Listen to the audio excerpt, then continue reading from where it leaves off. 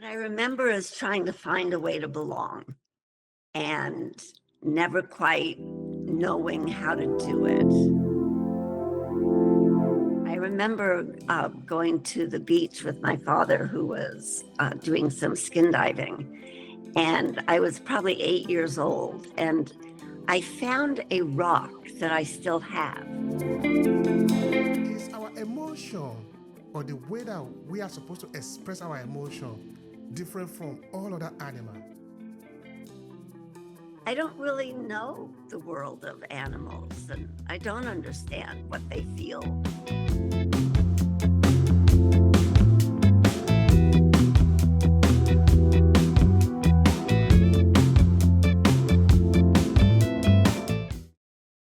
Is Jan. I'm a clinical psychologist. I've been in practice for about 45 years. I've taught at university, and I've written 2 books and developed a program that I give away for free to schools and organizations working with children. That is incredibly beautiful. We can see your big heart there.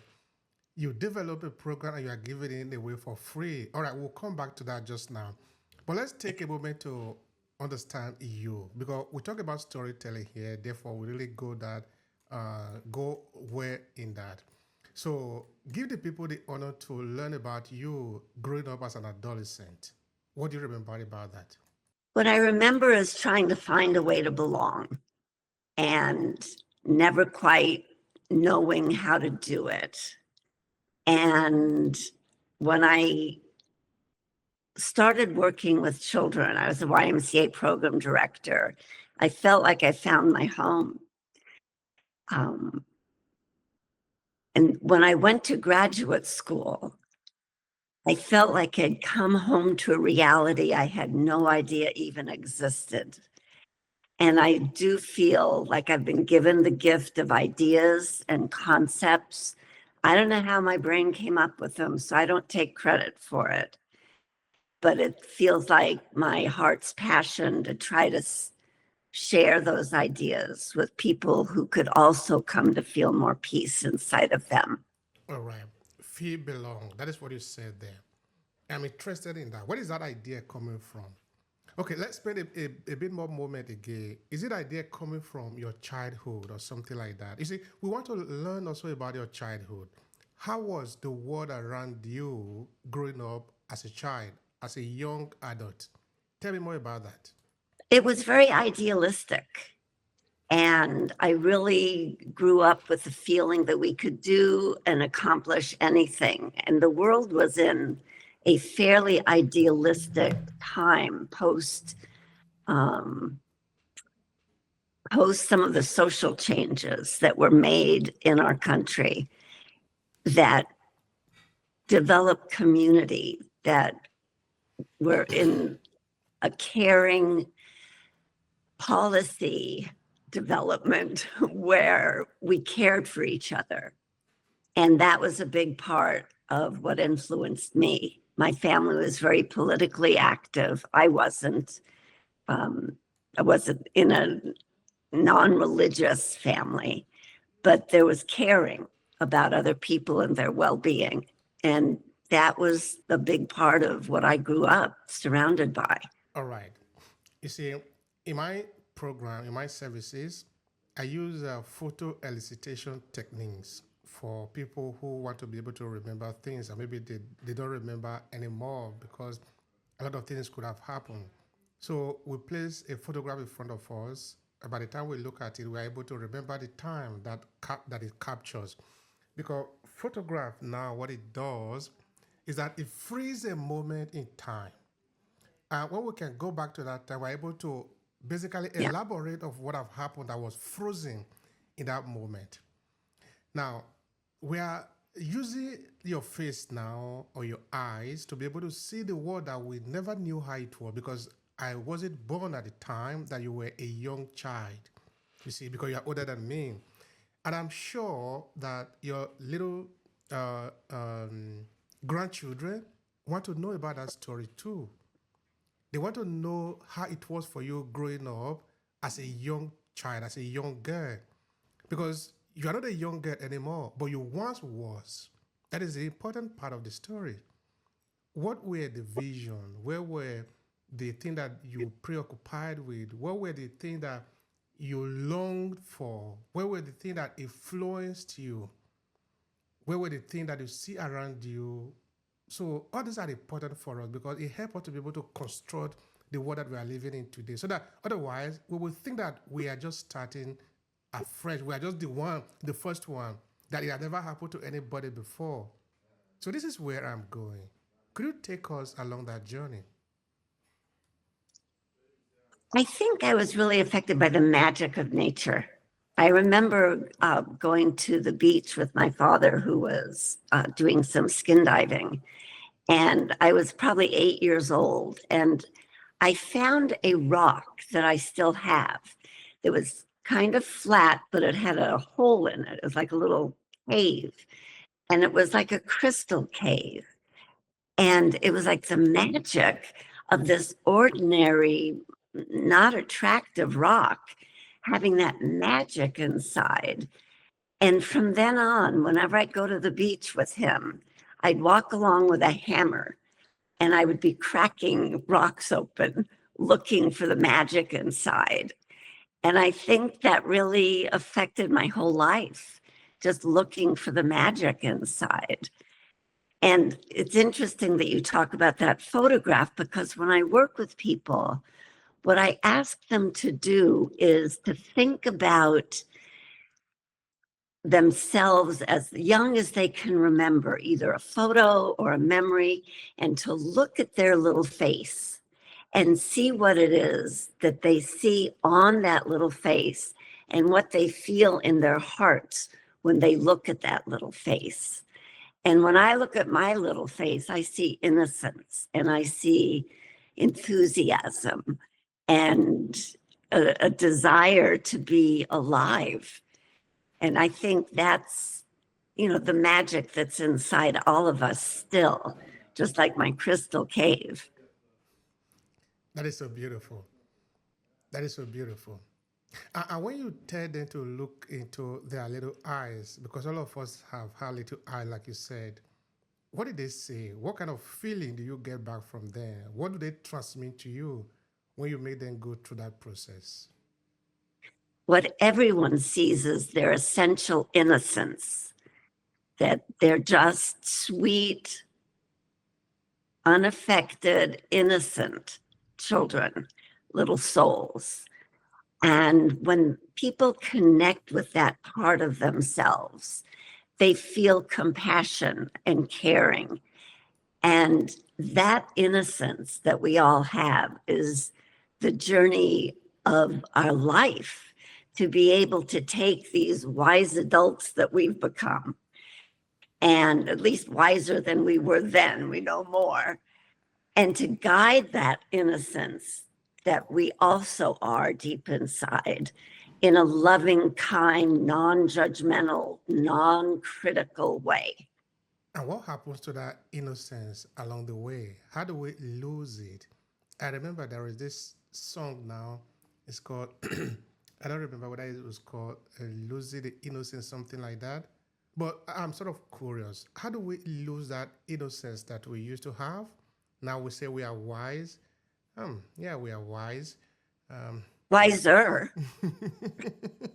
We know more. We've survived. Yeah. I think we lose it because we don't know what to do with what's happening to us in the world. We don't know how to understand it, and we don't know how to manage it. So what children tend to do is they personalize what they see out there or what people tell them. They don't know how to separate and say, oh, what's going on with my mother? What's going on with my father? They must be having feelings, or they're having things they need to deal with. A child will say, it's my fault. I did that. I'm bad. I'm wrong if mother or father is upset or if something bad happens. And what I'm trying to do is help people separate, so that just like when you walk through a zoo, If a lion roars at you or a chimp throws poop, you don't get angry. You don't get upset. You don't go get in the cage and bop them on the nose. You stand back and watch them and wonder, oh, I wonder what's going on with that animal. Something must be happening. It must be having feelings, and it's roaring and throwing as a result. I try to help us do that with the people in our world, with the people closest to us, to stand back. And that doesn't mean that we don't have a part as the catalyst in their reactions, but we're not the cause. Each of us has different causes or styles of reacting. Like there's a parable in the Bible where they talk about turning the other cheek. And that to me is the epitome of separateness. Because some people, if they got slapped, they would faint with fear, or they would start crying with hurt, or they'd get furious and want to punch back. But the real separateness is to be able to say, oh no, that's not me, that's not mine. I'm not getting engaged with that. Something's happening in you, and I don't have to let you set the tone or create my reactions. I am the independent decider of who I am and how I react. Thank you so much for that. I appreciate that. I really do. You see, this first part of the podcast episode, usually we spend it on what you are referring to as the age of innocence. Why is that whether you are young or old? Okay, I've done a lot of interview here. I've done more than 1,000 episodes here. So whether you are young or old, you have been a child. For you to stand here and talk to me, you have passed through that. But unfortunately, not everybody grow old to become an old adult like 18, 19, 100, 120. So it means now that if you can talk, if you are a human being, you have been a child. So when I say, let's go back to when you were a child, like you said, let's look at those little faces, our little innocence. There is nobody that have never been there. Each Right. and every one of us has been there. So the question, therefore, is, do we have anything to learn by going back to those ages in our life, remembering those little faces?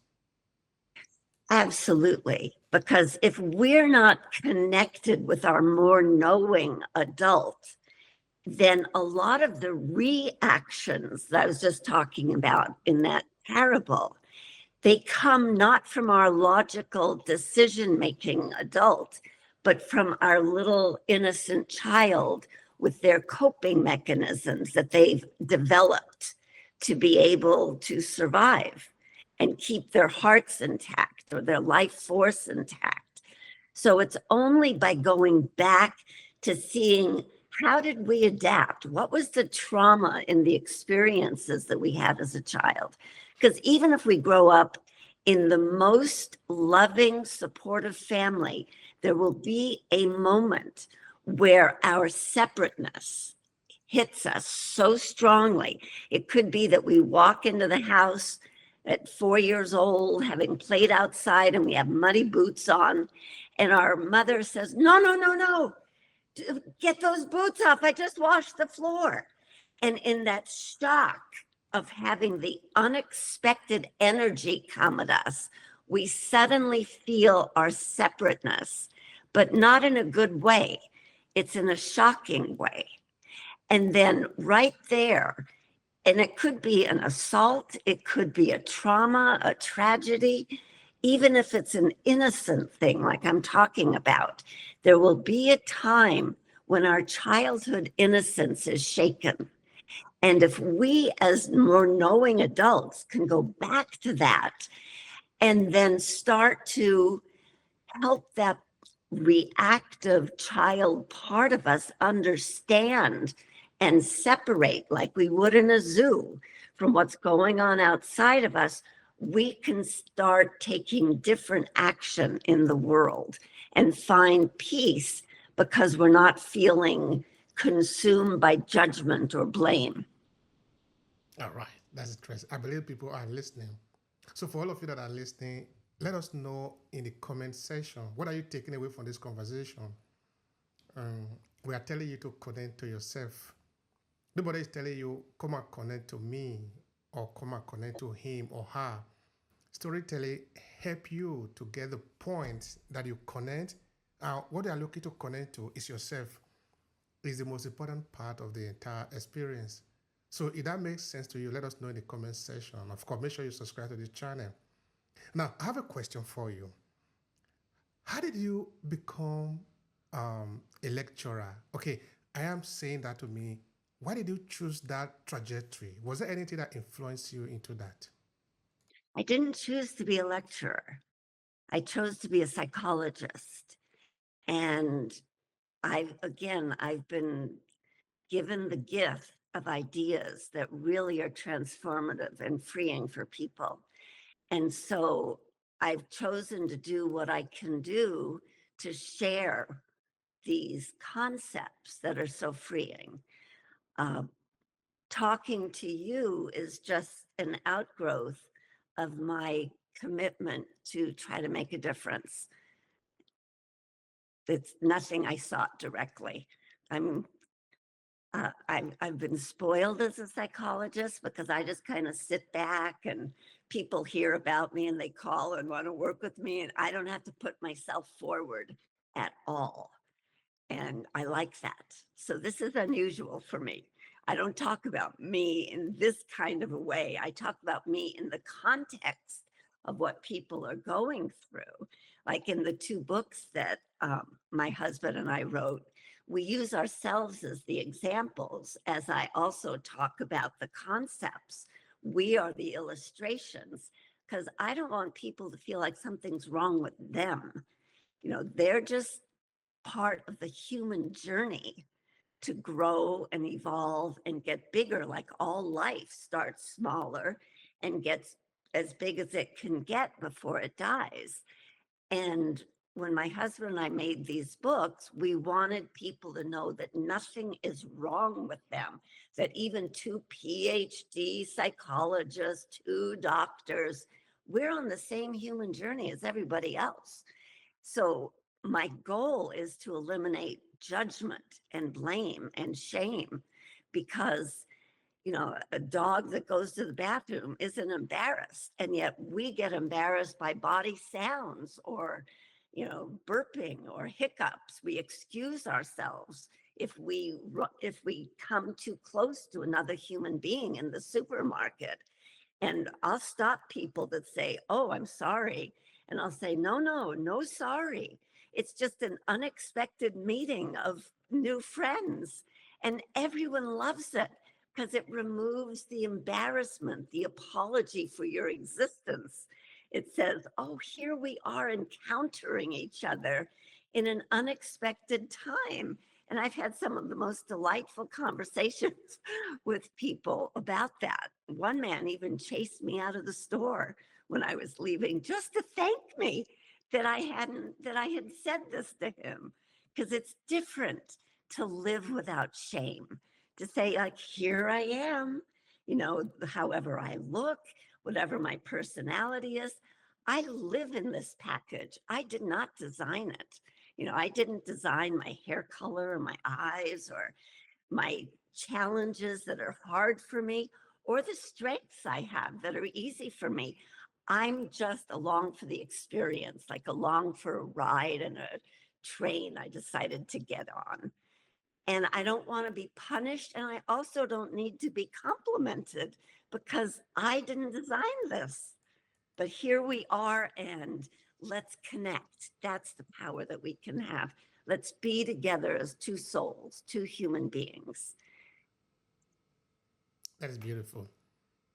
Um, if I hear you correctly, you are entirely saying that all what you do is to become just human being, it is to remove this, mm, huh, those extra layer that we put on ourselves to make our life more complicated. Why can't we just be human being? Yeah. because we are told all the time we're in our natural state. And what do our parents say?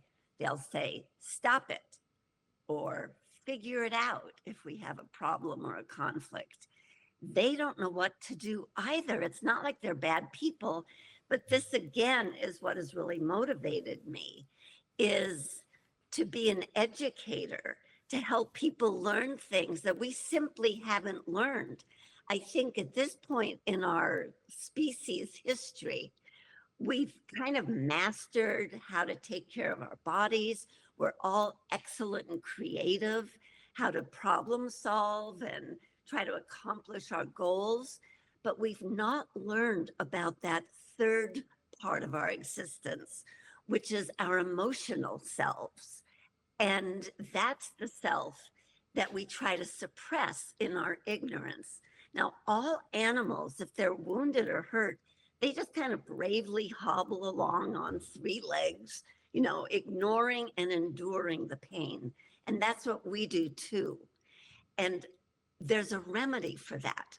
We can educate ourselves, we can educate each other, but it's not ever been a focus because it doesn't really deal with the survival of mankind, which our education focuses on: logical problem solving and physical well being. I'm wanting to introduce emotional education as a third part of our education process, because without it, we can see the chaos and the tribalism that exists not only in families, in communities, in countries, but in our whole world. All right. I'm looking at a picture of the animal who get hurt or maybe on one leg and he jump around is showing the pain because he feels it. And you said that that happened to human being too because we are also animal, like every other animal, but we are different kind of animal, no? But this idea of this third path of the education, is it something that was taught to us to forget our emotion? Or was it natural for us to forget our emotion so that now we need to learn how to recover it? Tell me more about that. Yes. I think we just never got that far. We focused on surviving, on, the basic skills to be able to eat and shelter ourselves and handle the challenges of our environment. So I feel like this is a new frontier in human evolution that we need to incorporate that. We focused on suppressing things that we don't understand or ignoring things that we don't understand. So we have distractions that we see so many places in our world. We see people drinking or taking drugs or playing video games or scrolling through their phones or distracting themselves with the news. And even physical activity can be an addictive behavior to keep away from feelings that are happening in us that we simply don't understand. No one before us has understood them, and we don't know what to do with them. So I think I'm really talking about a revolution in education. Almost the day that I got my doctorate, I mean, I was driven into my field with the attitude of, send me your mentally ill, let me help them. And almost the day that I got my doctorate, I had this epiphany. I, this thought, I don't know where it came from. I wasn't contemplating it. I wasn't, you know, musing over the beginnings of psychology or Freud, but I had this thought. If Freud had been a teacher, not a doctor, if he'd chosen a different profession, there would be no such thing as mental illness. Evidently, people liked to talk to him, and he was contemplative and listened to people seriously. They would have come up to him and said, Mr. Freud, why do I feel like throwing up before I take a test? I get so scared. And why do I have to go to the bathroom 20 times before I do a class presentation? I get so nervous. And he probably would have offered classes in understanding our emotions. And then instead of mental illness, we would have self ignorance.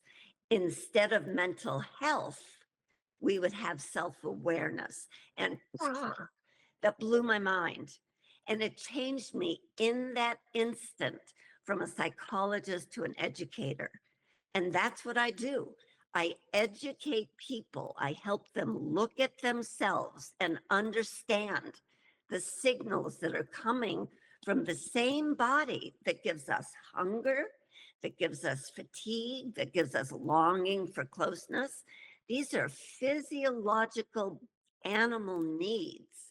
And why would they be life furthering when the emotional signals that come to us, fear, pain, why would they need to be suppressed? But we don't suppress hunger. We don't take a drug so we don't feel thirsty. We know what they mean. So I call these emotions emotional smoke alarms.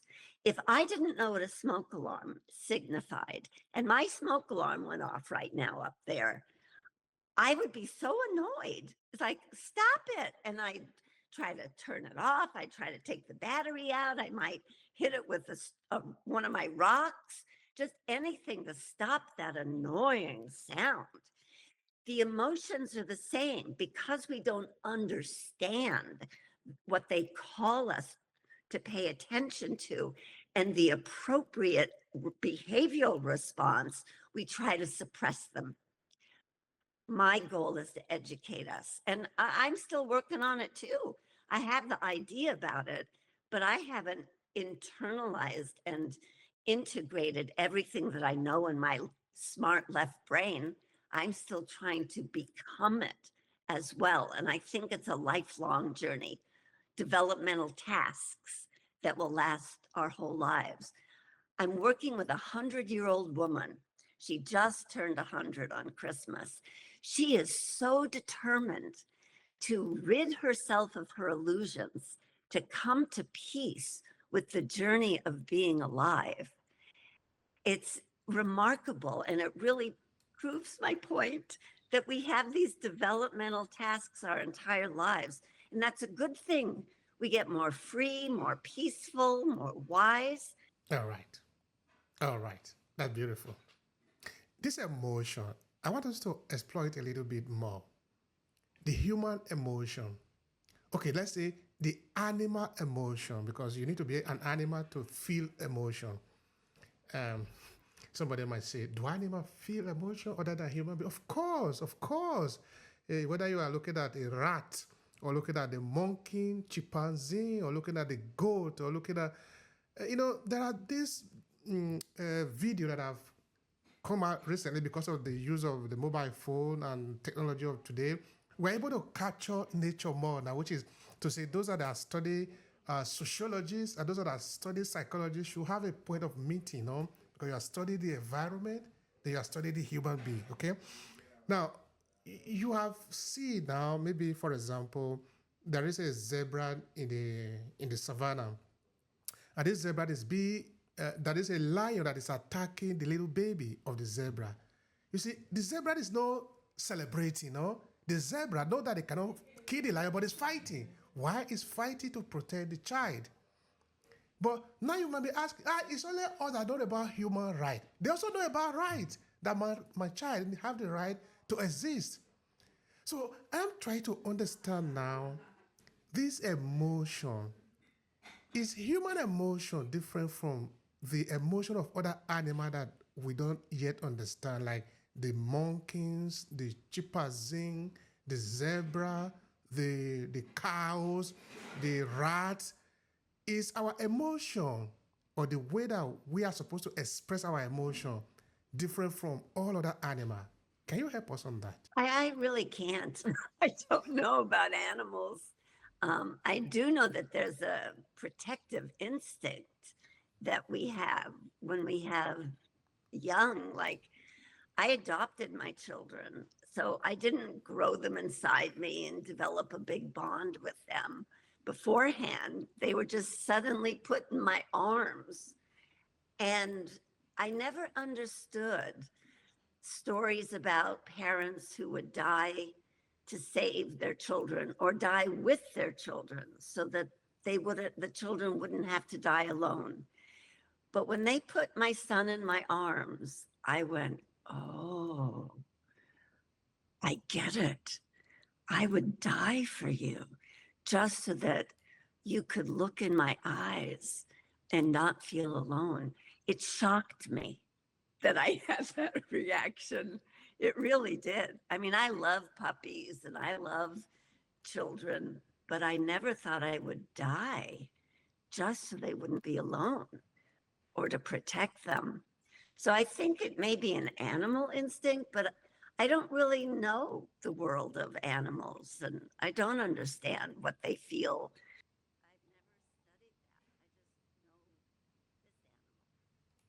All right. Yesterday, actually, in connection to what you were saying, I was watching this video. Somebody shared it on social media. Um, it was, I think it was a zebra or so. They were in this pond. They were moving. Then the alligator was coming to attack the little baby. You know what the big zebra did?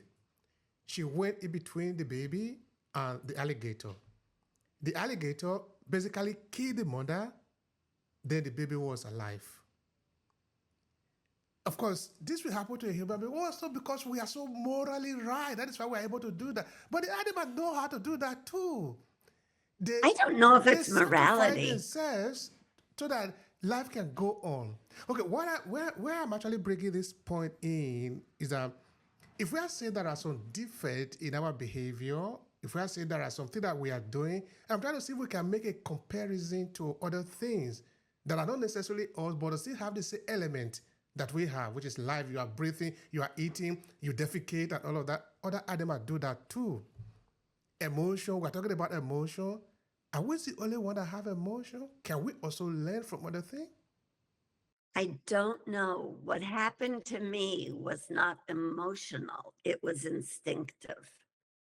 It wasn't my emotions that made me want to protect or be willing to die with my son.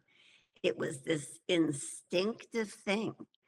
And it's amazing. And one of the differences that I've seen between mothers and fathers, and this is not universally true, there's variety, but there is this essential maternal protection that I see in women. And what I mostly see in men is a strengthening impulse. They want to strengthen their child through life, and women tend more to want to protect their children from life. And the best combination is when men and women work together so that we can strengthen our children while emotionally nurturing them through the feelings that they encounter from being alive.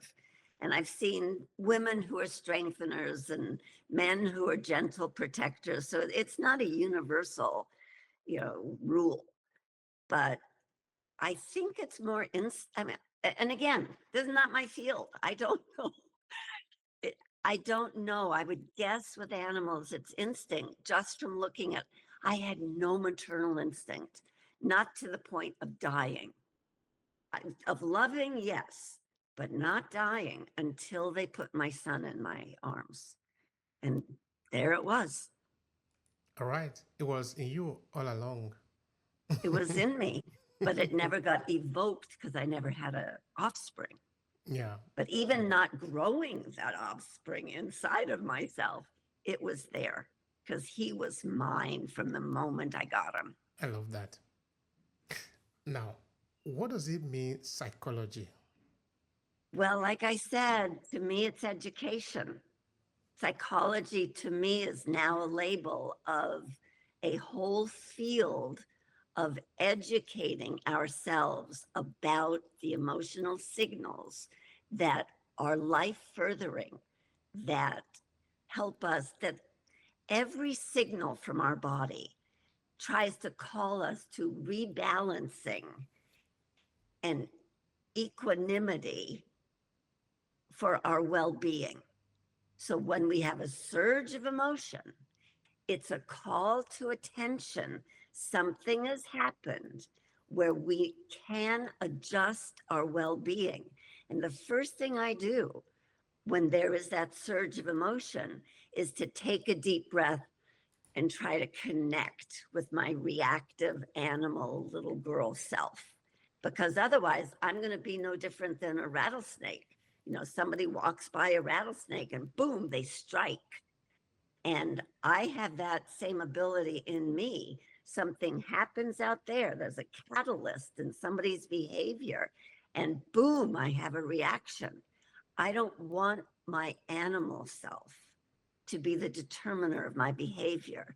So, psychology to me is educating ourselves about the meaning of the emotional smoke alarms that go off inside of us so that we can, with our more deliberative adult self, decide what we want to do with whatever the situation is. All So, right. psychology is self knowledge. More like we are taming the animal in us. Is that correct? And not only that, it's like we're comforting and soothing the animals. Like the smoke alarm has value. Without it, we could all be dead, you know, or the firemen would be crashing into our house with their axes. So there's a value to the smoke alarm, and there's a value to our emotional, animal, instinctive, whatever, however you categorize it, reactions. It calls us to attention like every other alarm does. I used to not eat when I was hungry because I'd be so busy doing my activities that were so meaningful and I was so engaged in them. And then a couple times I wound up with stomach cramps that lasted for hours and I couldn't eat. I was cramping so bad. So I learned to pay attention to my hunger smoke alarms because it led me to a better life. I could still have my activities, but I wouldn't be cramping. So we we as humans, we get ourselves into all kinds of really hard situations because we haven't been educated about the meaning of our emotional alarms, and we take reactive action when we feel them, and then we're in situations that we're not happy with. So you were making mention of mental health before, and I think also well-being. You were saying if Floyd had been maybe a teacher, the way that we approach psychology would have been different. So Yes. I don't know if you could expand more on that in terms of the emotional connection or exploration, if it were. Okay, so first of all, I don't believe in mental illness anymore. I believe in self-ignorance, that we don't know ourselves. And let me give you an example. And I think I told you about this before, but I'll repeat myself. I wrote a workshop to take people through the concepts and help them connect to their innocence, have compassion for their ignorance rather than judgment or shame. And this workshop was offered in many different environments. It was in a high school in Oregon for 10 years. It's been offered in prisons. It's been in a couple different schools around the country.